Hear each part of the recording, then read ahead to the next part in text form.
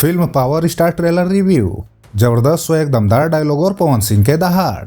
नमस्कार भोजपुरिया दर्शकन, आप देख रहल बानी जय भोजपुरी मैं भोजपुरी और आज हम बात करे जा रहल बानी पवन सिंह के बायोपिक फिल्म पावर स्टार के ट्रेलर के बारे में। जब से ये ट्रेलर रिलीज भइल बा भोजपुरी इंडस्ट्री में एक नया तूफान आ गइल बा। का ट्रेलर बा भाई, एगो दमदार एक्शन, इमोशन, संघर्ष और पवन सिंह के रियल वाला स्वैग। ट्रेलर शुरू होते ही गूजबम्स। ट्रेलर के पहला सीन देखते ही रोंगटा खड़ा हो जात बा। हम पवन सिंह बानी जेकर नामे से लोग दुश्मनी करे से पहले सोचेला। ये डायलॉग सुनते ही सिनेमा घर में सीटी बजे वाली बा। ट्रेलर के बैकग्राउंड म्यूजिक तो आग है भाई, एकदम तगड़ा। पवन सिंह के रियल लाइफ संघर्ष और गुस्सा। फिल्म के कहानी पवन सिंह के रियल लाइफ जर्नी पर बेस्ड बा। ट्रेलर में उनका संघर्ष, सफलता और कंट्रोवर्सी के शानदार मिश्रण देखे के मिलत बा। उनका करियर में वो सब कुछ भइल जेकरा से वो आज एगो पावर स्टार बनल बाड़न। गांव के एगो सीधा साधा लड़का से भोजपुरी सुपरस्टार बने तक के सफर। इंडस्ट्री में मिलल धोखा, राजनीति और विरोध। वह पवन सिंह के जुनून जेकरा चलते वो कभी हार न मनलन। ट्रेलर देख के साफ बा कि फिल्म सिर्फ इंटरटेनमेंट ना बल्कि इमोशन और इंस्पिरेशन से भरल बा। डायलॉग बाजी तो भोजपुरिया स्टाइल है। भोजपुरी सिनेमा के असली मजा तब आवेला जब हीरो दमदार डायलॉग मारे, और पवन सिंह तो डायलॉग बाजी के बाप हूँ। ट्रेलर में उनका कुछ जबरदस्त डायलॉग सुनाई देत बा जेकरा पर जनता ताली और सीटी बजावे पर मजबूर हो जाई। हमारा से पंगा लेवे से पहले अपन पोस्टमार्टम रिपोर्ट रेडी रख। हमारा जिंदगी में एगो असूल बा, इज्जत करबा तो इज्जत मिली, लेकिन दुश्मनी करबा तो रोंद देम। भाई तो सिंघम लेवल के डायलॉग बाजी है।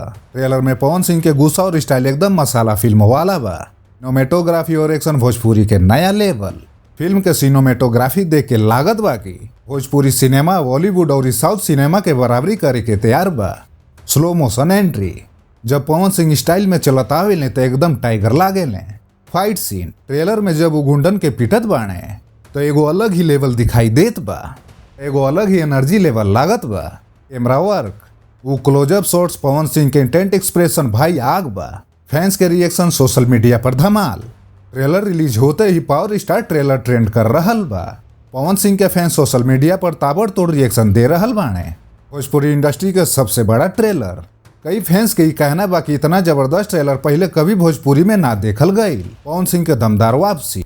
कुछ लोग कह रहल बाड़न कि फिल्म उनके कैरियर के सबसे बड़ा टर्निंग पॉइंट हो सकेला। सिटी मार मूवी हुई। लोग कह रहल बाड़न कि सिनेमा घर में सीटी फूक फूक के स्क्रीन हिला दी। म्यूजिक, धमाकेदार गाने के झलक। भोजपुरी फिल्म और पवन सिंह के गाना ना हो, ये तो हो ही ना सके। ट्रेलर में कुछ सेकंड के म्यूजिक सुन के ही फैंस पागल हो गई बाणे। इमोशनल गाना, एगो दर्द भरा गाना के झलक मिलल जे पवन सिंह के संघर्ष के बयां करता। रोमांटिक गाना, ट्रेलर में मधु शर्मा के साथ पवन सिंह के केमिस्ट्री देख के लागत बा कि एगो सुपरहिट रोमांटिक ट्रैक भी हुई। मसाला आइटम सॉन्ग, भाई तो पक्का हुई। भोजपुरी सिनेमा में मसालेदार गाना ना हुई तो मजा कैसे आई। डायरेक्शन, फिरोज खान के बड़ा दाव। फिल्म के डायरेक्टर फिरोज खान हूँ जे भोजपुरी इंडस्ट्री में बड़े बड़े ब्लॉकबस्टर फिल्म दे चुकल बाणे।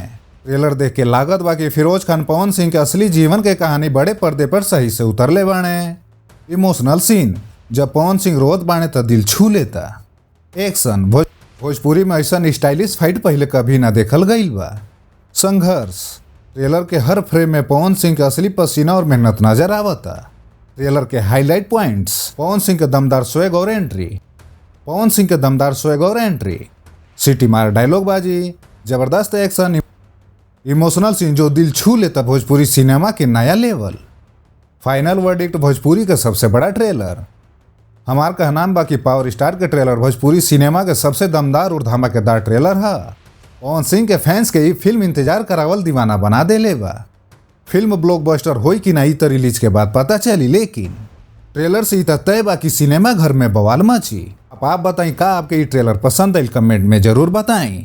अगर वीडियो पसंद आयल हो के तो लाइक, शेयर और चैनल जय भोजपुरी मैं भोजपुरी के सब्सक्राइब जरूर करी। काहे कि भोजपुरिया सिनेमा के सबसे ताजा धमाकेदार खबर सबसे पहले हम ही लेके आई। फिर मिलब एगो नया खबर, नया चर्चा भोजपुरिया जलवा के साथ। तब तक खातिर जय भोजपुरी मैं भोजपुरी, जय भोजपुरी सिनेमा।